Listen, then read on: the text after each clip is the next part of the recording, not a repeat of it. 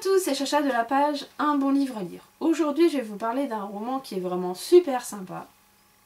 La Guilde des Merlins, tome 2.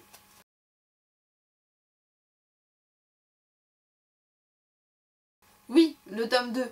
Mais rappelez-vous, je vous ai déjà parlé du tome 1 sur ma page YouTube, sur mon blog, sur ma page Facebook.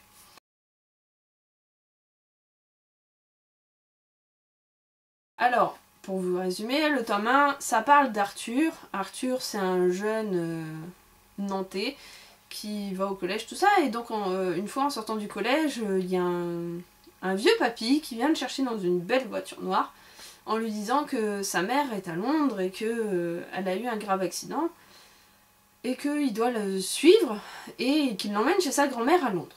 Donc Arthur monte dans la voiture, il monte, donc ils vont jusqu'à Londres, il retrouve sa mère, et donc il retrouve sa grand-mère, tout ça, et il se retrouve embarqué dans toute une histoire de magie, forcément, autour de Merlin, autour du mythe d'Arthur.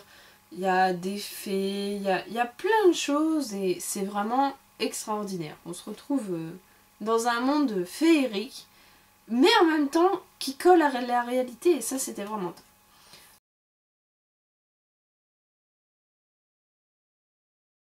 Là, avec ce tome 2, elle enchaîne et c'est vraiment la même chose.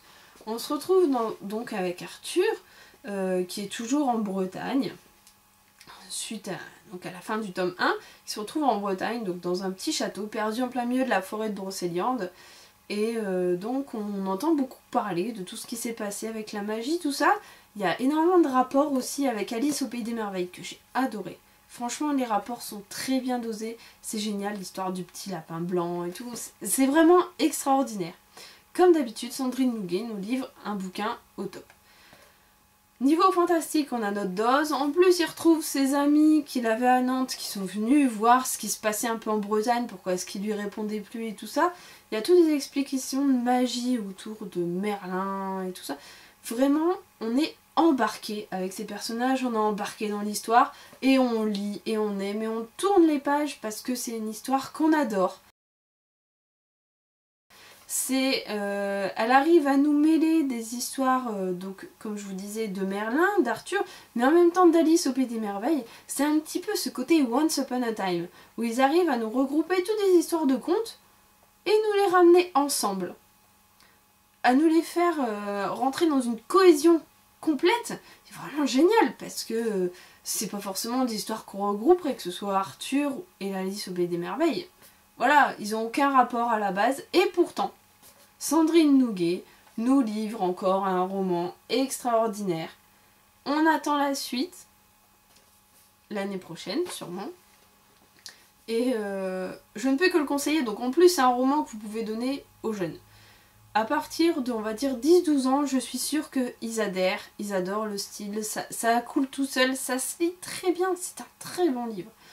Et pour les adultes aussi qui aiment ce côté un peu fantastique à la Harry Potter, vraiment allez-y, c'est bon, c'est léger, c'est très bien écrit, c'est souple, on adore la plume.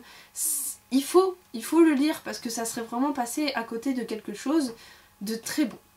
Donc voilà, je vous conseille ce livre, j'espère que vous avez aimé ma chronique et que ça va vous pousser sûrement à contacter Sandrine Nouguet qui est très disponible sur les réseaux sociaux et qui n'hésitera pas donc à vous parler de son livre et à vous envoyer un exemplaire dédicacé. C'était La Guilde des Merlins aux éditions Aconitum. Je le conseille vraiment absolument, c'est un très bon livre, allez-y, foncez. Voilà, à très bientôt sur la page Un bon livre à lire. Salut!